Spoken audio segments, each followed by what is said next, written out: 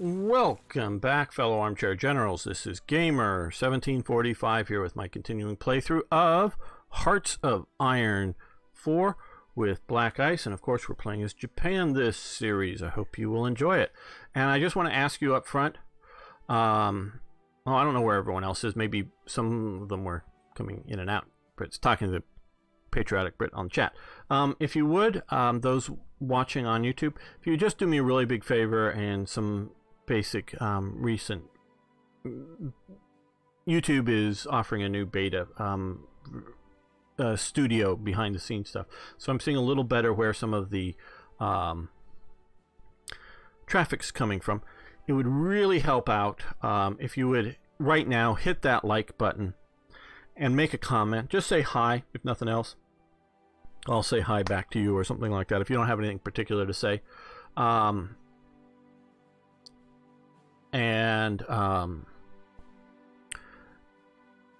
Engagement will really help the YouTube bots, the YouTube algorithm, to try to get this out to more similar videos suggested. So, like, again, just hit that like button. Really appreciate it. And just make a comment right now. Let me read what IKB.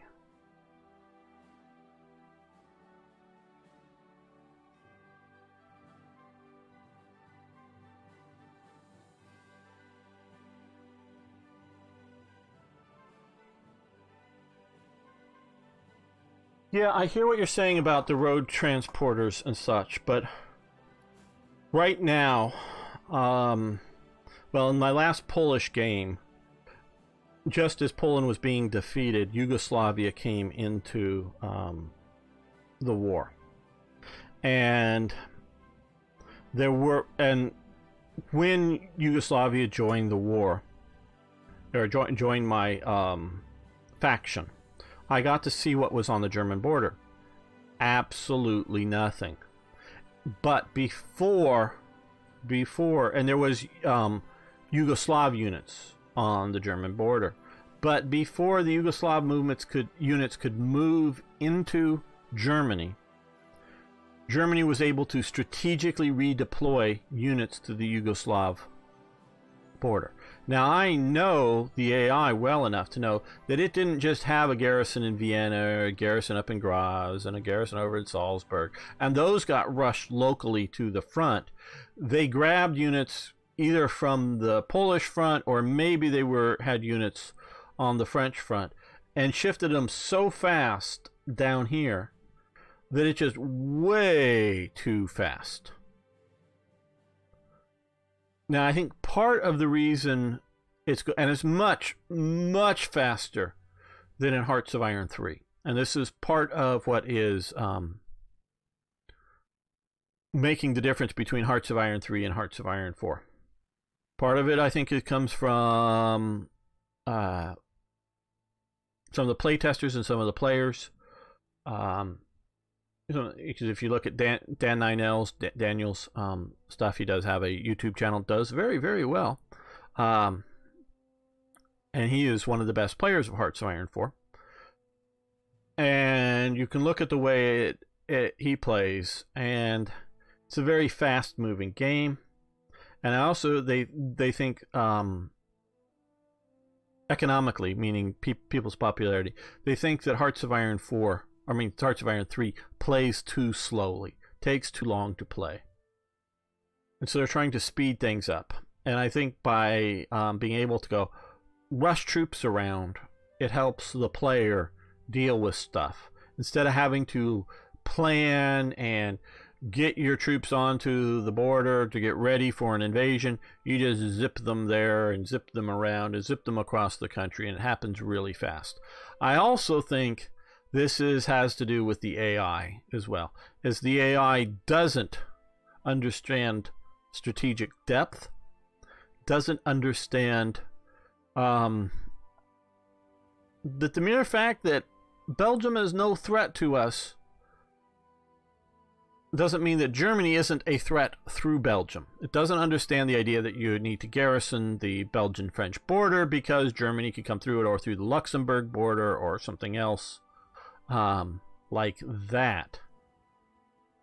So I think there is a reason why this province, I know in Black Ice they've split Luxembourg up into 2 provinces, but while this, I think this is the way it is in Standard if I remember correctly, why this province also touches here, partially I think is this geographical river thingy, but I also think it's, if Germany didn't touch this province here, if it was drawn somehow so that it didn't, the AI would never guard it, and Germany would simply walk through if it didn't have the ability to rush units to this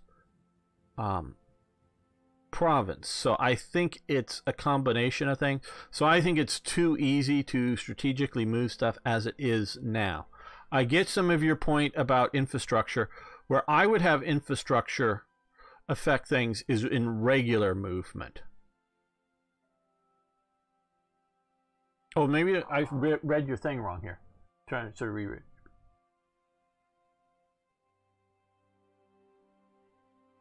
No, you're saying, no, strategic movement should be entirely railroad, in my opinion.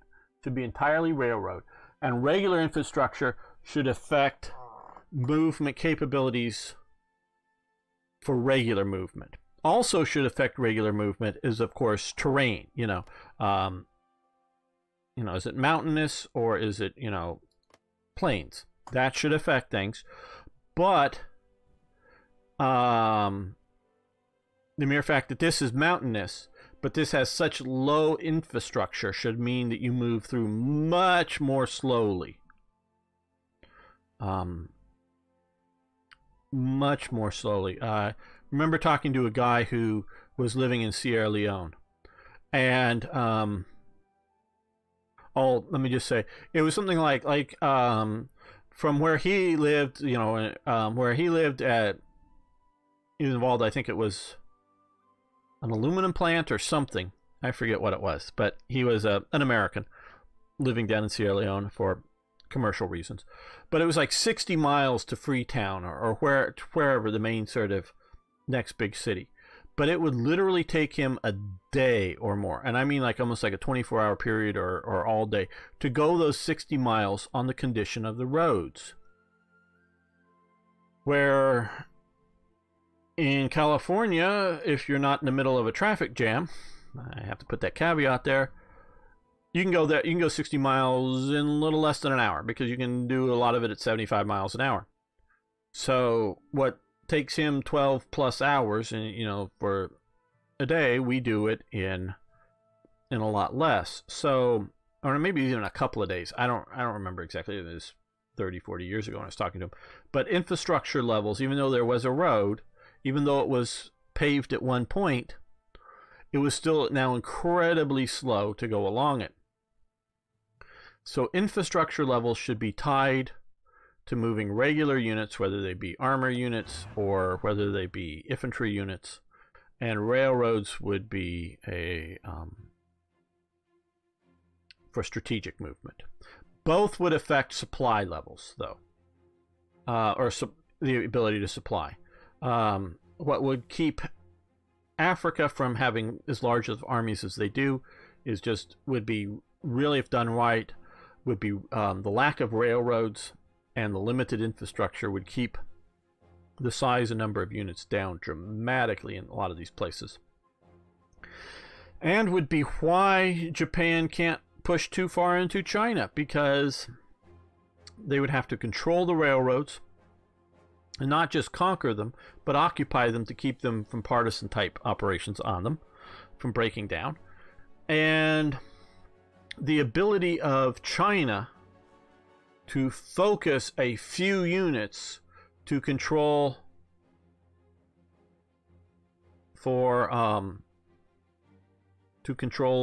just the railway links and not have to control the full front. Okay. Yes, you're right. It would be much worse for mechanized forces. Let me grab that. I want to copy that and come up here.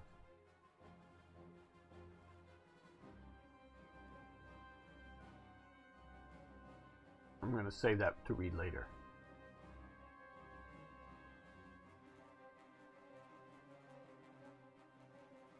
Thanks, Chango.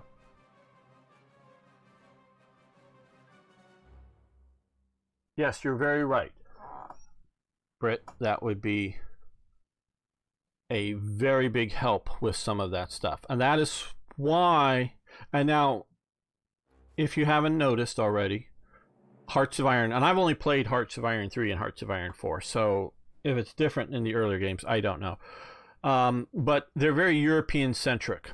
And so they see, particularly if you look at a railway map, France and Germany and even Italy and those places, railways are almost everywhere, and it doesn't really affect the game. Now, you start to notice it a little bit in places like Yugoslavia and Greece, that there's only a few railway links, and you start to notice it some places, but it's not really where most of World War II was fought with big armies. That big of a thing there. Now, it really becomes a thing if you look at controlling of the railways inside the Soviet Union.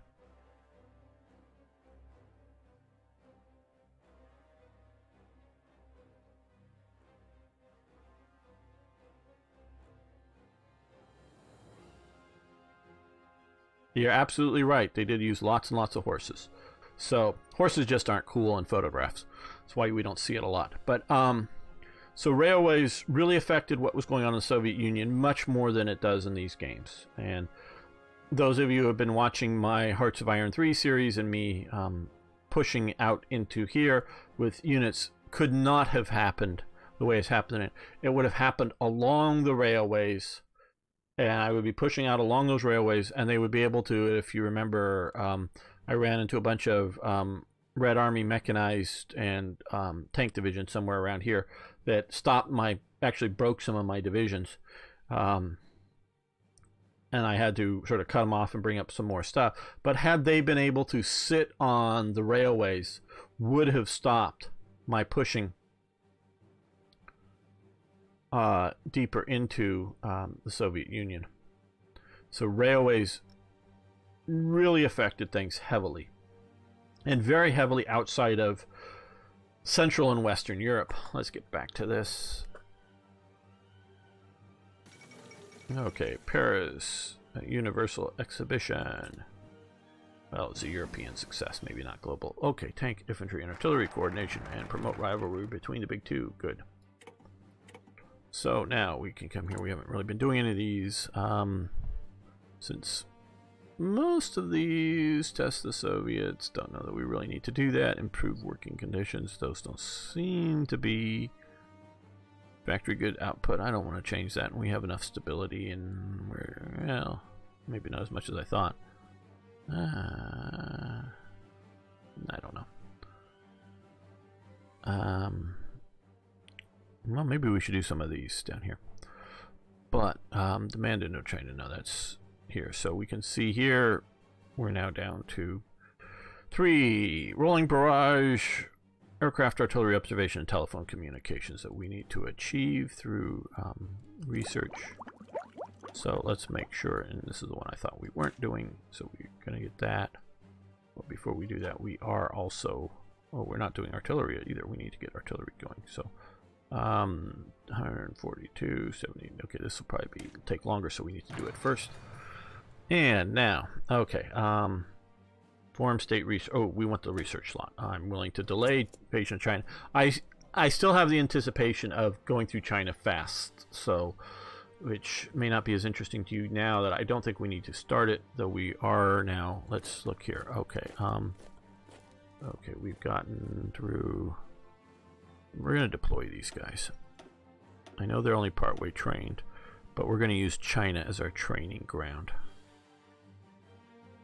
Yeah, just those for the moment, and which will now allow us to train another Marine division because our army is getting bigger. It's now considered as special forces.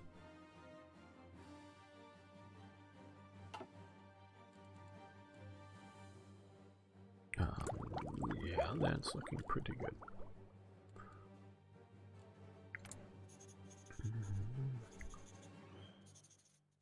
We need more cavalry equipment. We need a lot more stuff. Okay. Field uniforms. Okay, now that well, most of this our regular production will keep up with. Some of this down here we probably need to push a little better on. Naval fighters, definitely we need more naval fighters. So, since we need more naval fighters, where are naval fighters? Oh, the A5M, yeah. They're okay. Not that great. Well, let's look at... Okay, prioritize steel for ships, or...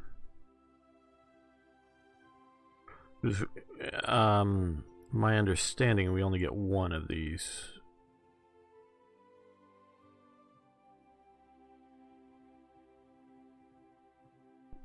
I want to do for that just because I'm a natural land builder, but I think we want to build a big navy, so let's grab that. So that should help things.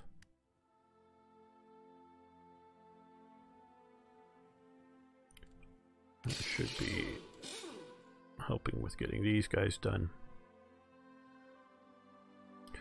We need more steel and we need more oil. Okay.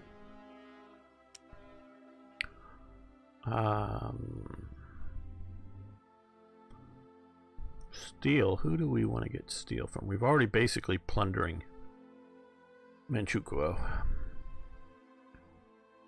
And let's go. We'll get their last 14. That'll be economically the best. Oil.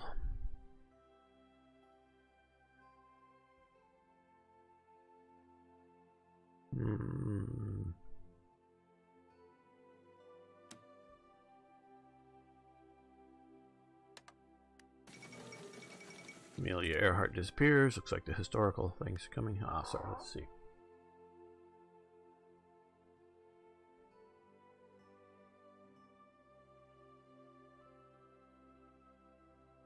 I haven't played Führerreich. I've heard about it. I have been playing The Great War. I've also played a bit of Kaiserreich. I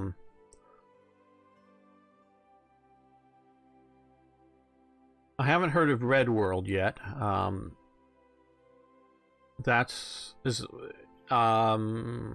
guessing it's some sort of communist thing. Might be of interest. So let's go back to steel. Trying to stay away from United States dependency here. And Chinese dependency. We don't want to depend on China. French Indochina. There we go. And for oil, back to here. Dutch East Indies. Well, Peru. There we go.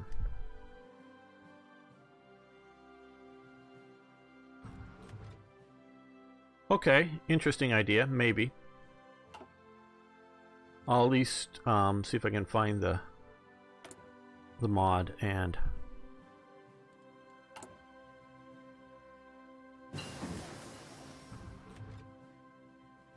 get it and take a quick look at it. And artillery balloon. Okay, but let's... Material designer, infantry equipment. We don't need that right off. Let's see, Supreme Commander. Hideki Tojo. He basically takes over the government.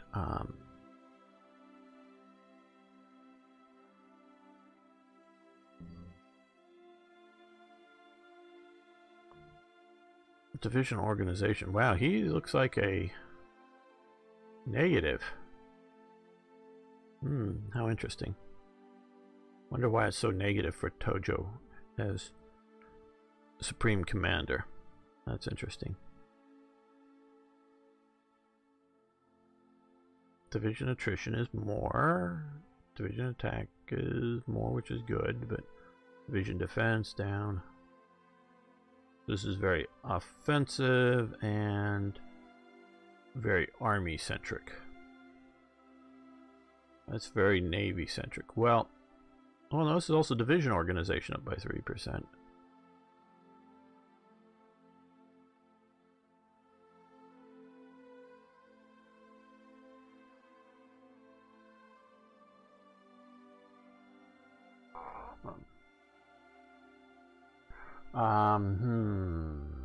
Well, let's skip that for the moment. I don't know which way to go. Army logistic division attrition down, infantry division attack. That looks to be what we want to do. Yeah, we gotta have a lot of infantry divisions, and that would be very helpful. And we also have, okay, well, yeah, we want to grab more resources or efficiently get them out of the ground better.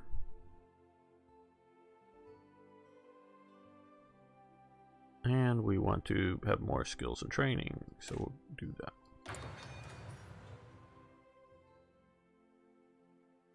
Yeah, Yamamoto is good.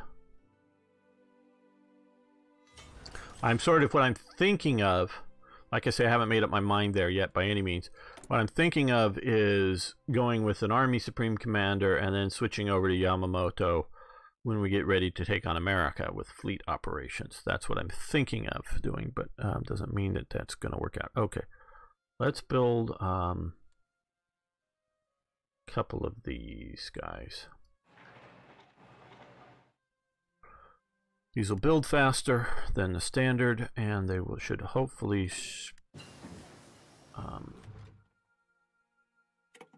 increase our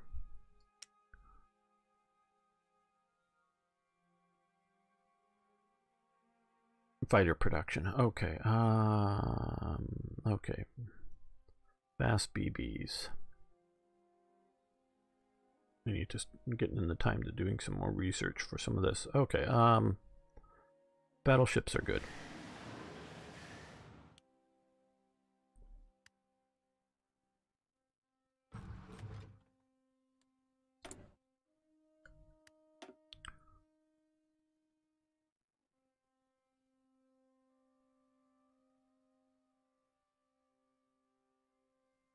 We do have our, hold on, stop.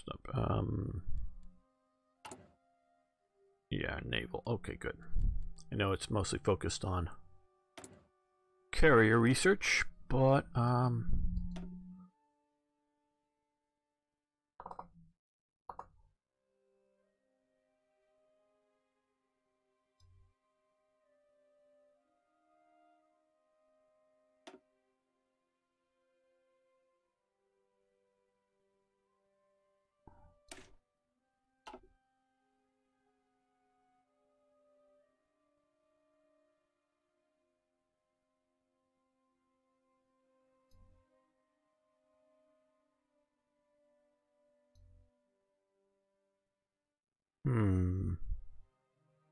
yeah, let's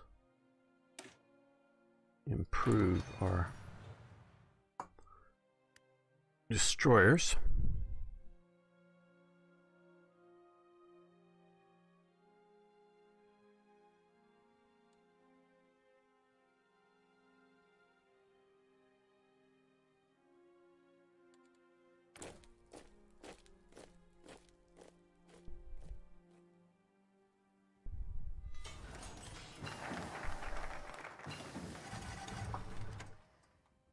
Okay, radios and state research library.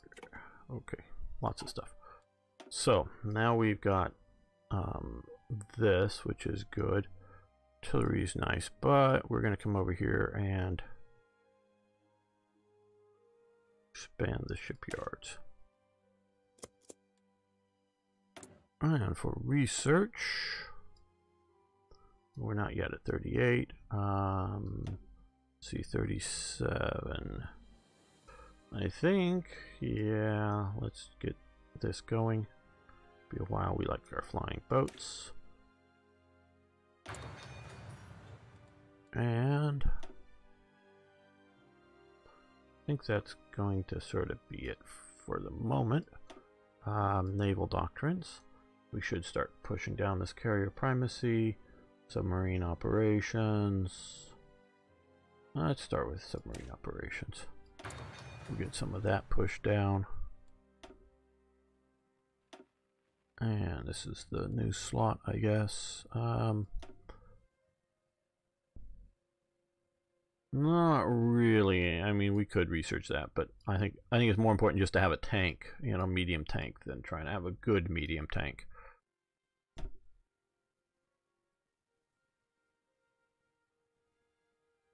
So anti-air, yeah, as it was suggested, that would be a good option. Get that spread out to the divisions. Okay, and we now have, since we have that, let's look at, no, here. Soyuz class, that would be a good class of. See, some of the, no, oh, I didn't want to do that. Let's trash that. Really what I want, you know, I need to come over here.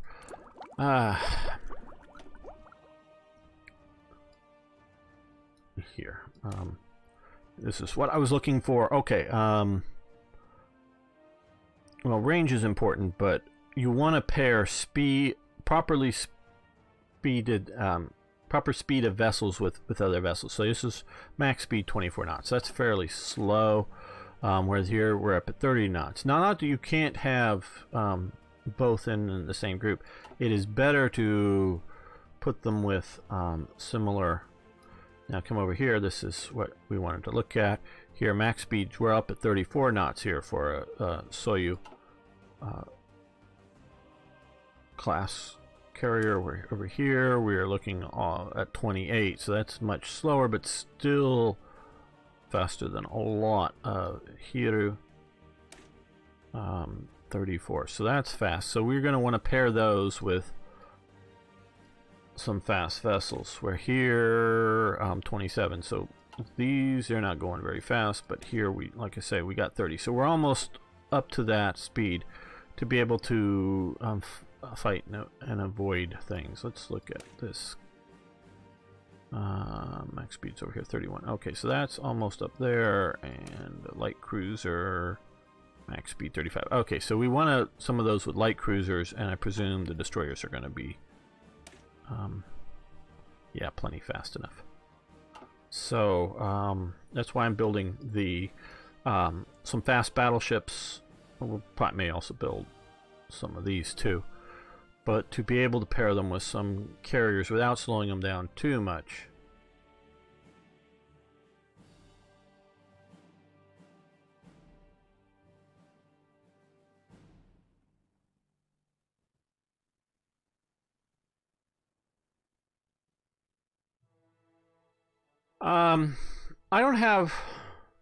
I don't think she's a bad person. I just don't think she's the right person for the job. She's no Margaret Thatcher, and Britain really could use a Margaret Thatcher. Unfortunately, oh, who was the conservative guy? I'm blanking on him. I got his face in my name. He was so much behind the Remain campaign that he just couldn't. Yeah, Margaret Thatcher was one of at least in the modern, the 20th century, one of Britain's top prime ministers. Of course, I put Churchill at the top. Yeah, David Cameron. That's right. Thank you, Patriotic Brit. Yeah, I knew who it was. I just blanking on the name.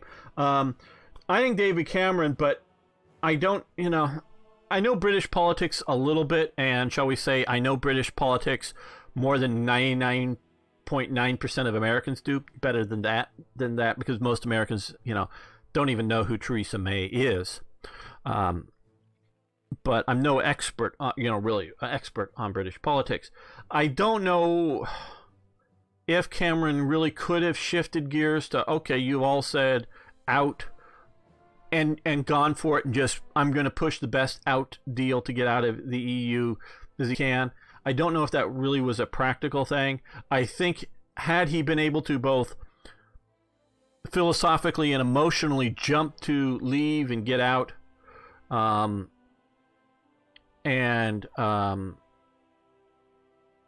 go, that would have been the best choice of those in politics now that I know of. But he, for various reasons, mainly losing the election, but left. So, and I think Theresa May is not taking a Trump lesson. I mean, there's a lot of problems with Trump, and you don't need to post anything either now in chat or later how bad Trump is on some issues. That's not the point.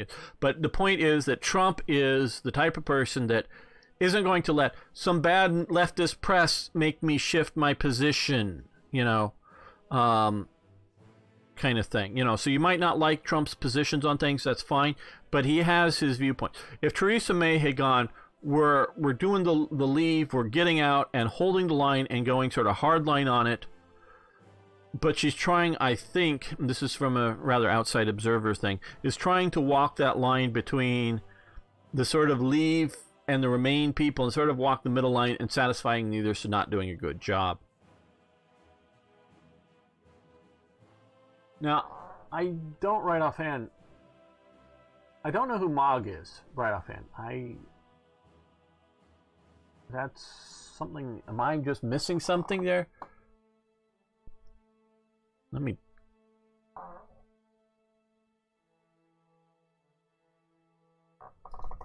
Google this. Sorry. I don't know Jacob Rees-Mogg.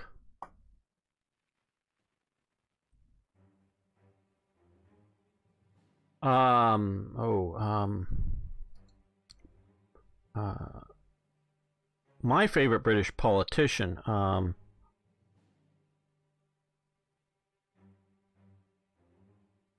let's see if I can quickly get his name. This guy, Daniel Hannan. He is my favorite. He's a European Parliament member. He is my favorite.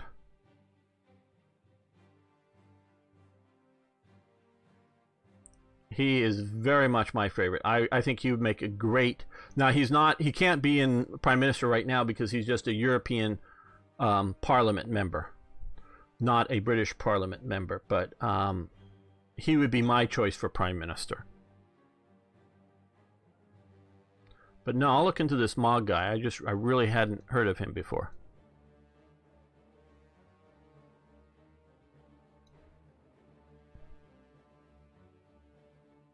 Like I say, I will research him. Like I say, I know a bunch about British politics, but I am no expert on it. I freely admit that. So, okay, back to the game. We're looking at what to build here. So I think we're going to put into production the Soyuru aircraft character.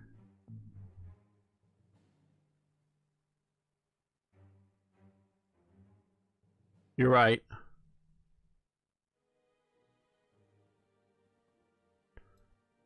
You're very right about that. Okay, production, naval.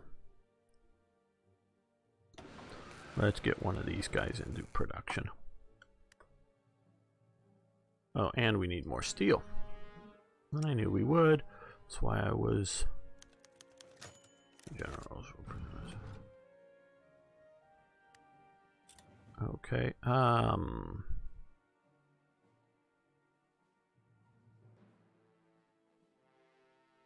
Let's get some steel from the Soviet Union.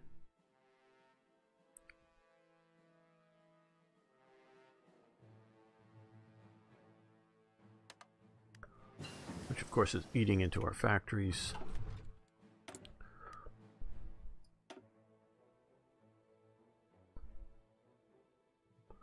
Now, yeah.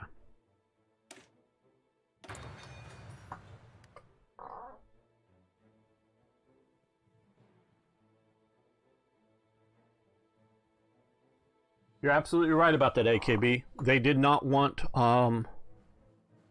they thought they were going to get another result like they got in Scotland, is my opinion of it. They thought they were going to get, yeah, we want to stay in, but just barely, to give them a consensus on that.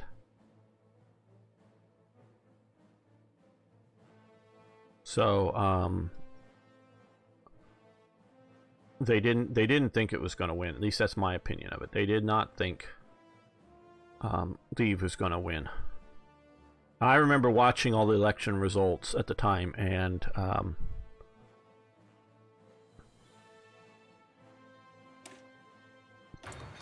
the people, you know, it's sort of like a Trump thing. Everyone was shocked that Leave won. I think even the Leavers, they were very happy, but I think they were sort of shocked too. Okay. He goes into the fast army. These guys here.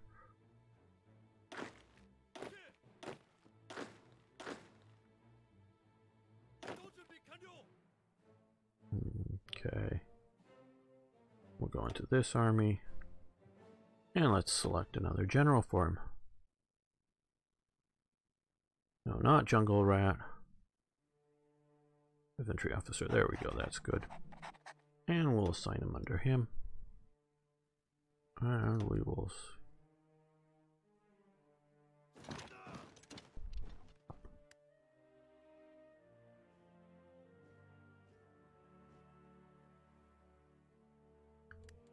And we can improve things. So let's look at our...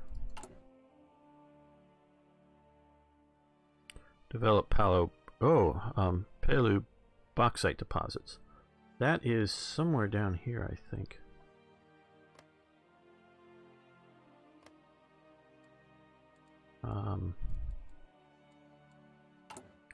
That one.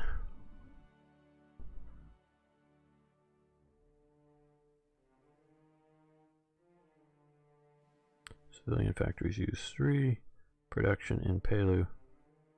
We want to do this right now.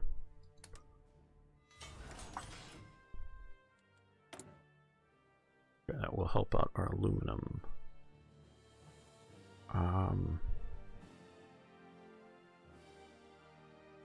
Let's look and see what we need. Transport vehicles. That looks like the uniforms. We need more uniforms. Okay. Okay, uniforms. Oh, here. Uniforms. Let's have extra uniforms than what we need. So our soldiers are uniform. And let's cut back here. Oh, we just are now over producing. Okay. Yeah, we don't. Oh no, it's aluminum. But no, steel we can cut back on. Let's cut back on steel.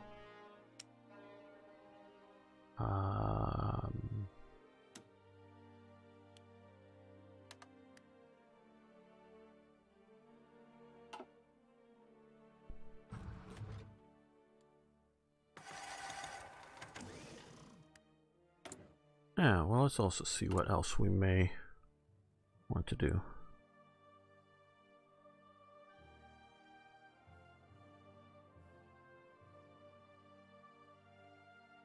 So we're developing that.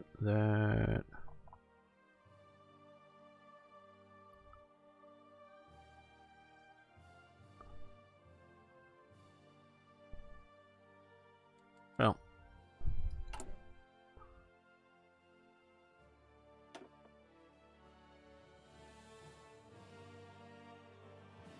That's probably where we're going to go, but at least for the invasion of China.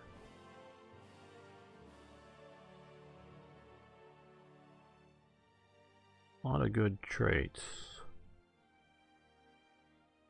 But yeah, let's go with reduced attrition.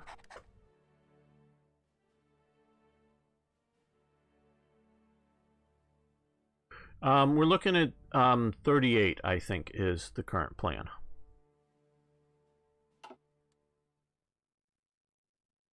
We are, oh, let's, yeah, let's just deploy these guys. And all of these.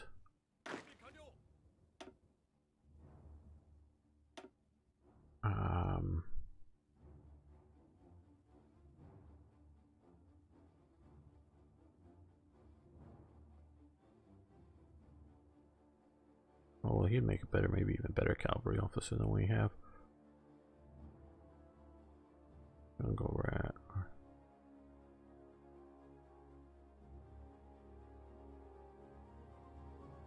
Well, let's go with him for the moment.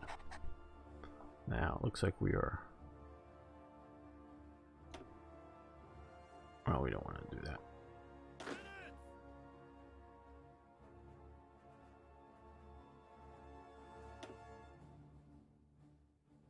There we go. That's sort of why I had them show up in the port, because that's where they're going to be sent.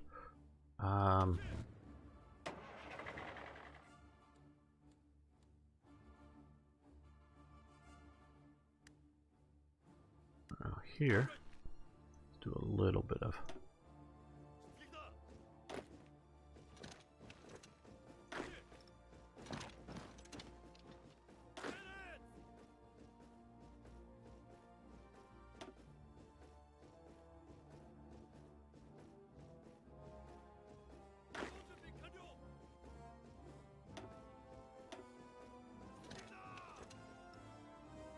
come down to there.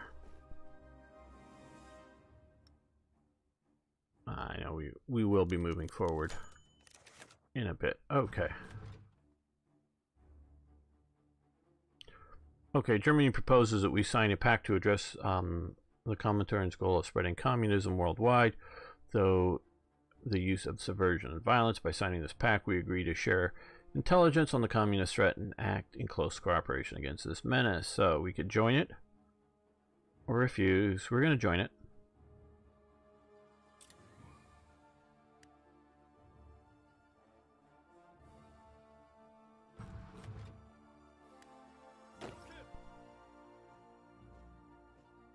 So far I'm not moving too close to the Chinese border. Yeah, this is a good division, so we're going to give them to him. Oh, these are looking like we're getting a little overstressed here.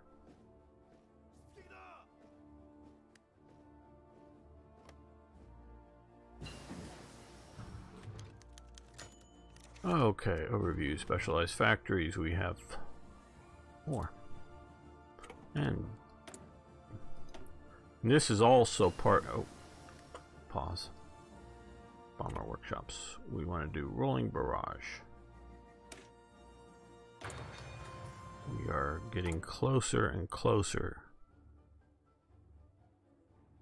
to this. So we're right now researching rolling barrage, and we have the two more others. Okay. And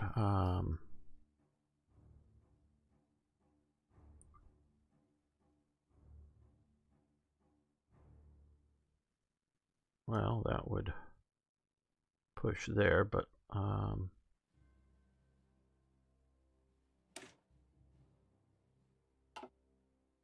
let's do truck workshops. We need more trucks, actually.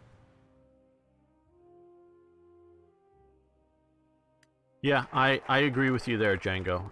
That's about, I don't know if we're going to hit that April 30. Fortunately, we have Chinese border incident. It's only 35 days, and this is 70 days. So, well, okay, 100 days before, which is getting close, before we go in. We want to do war with China. As opposed to puppet, we're going to go that. But let's see. So we could expand the Kobe works.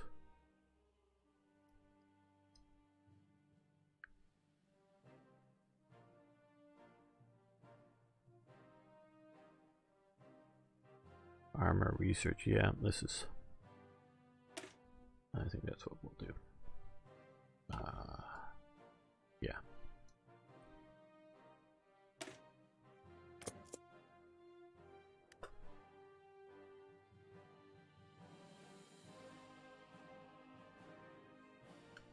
Well, let's move. We're gonna threaten you guys a little bit more.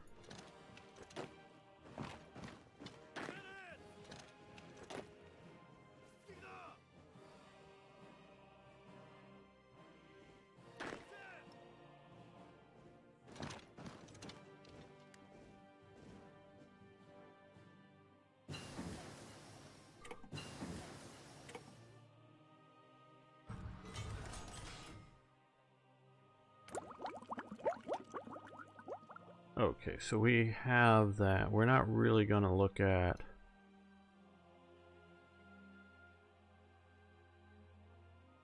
if we want to do 38 is for a lot of the Japanese types. Don't know how much we're going to do there. The army types as opposed to the naval.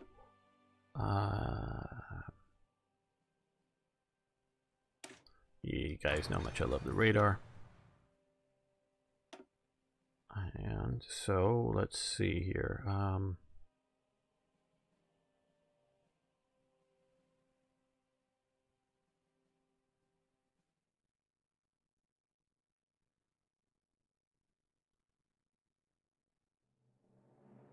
Consumption down. Well, let's do that.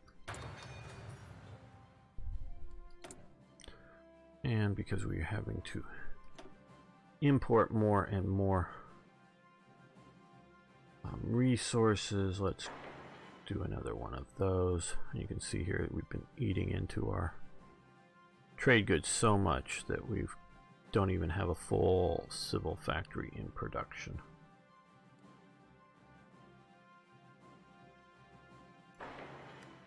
Let's put 2 into production there. Special projects, that's the developing the bauxite mine.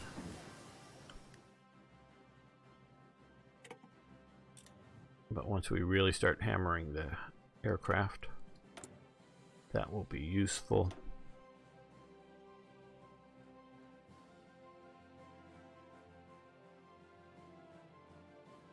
Well, let's come over here. Start training at Mountain Division.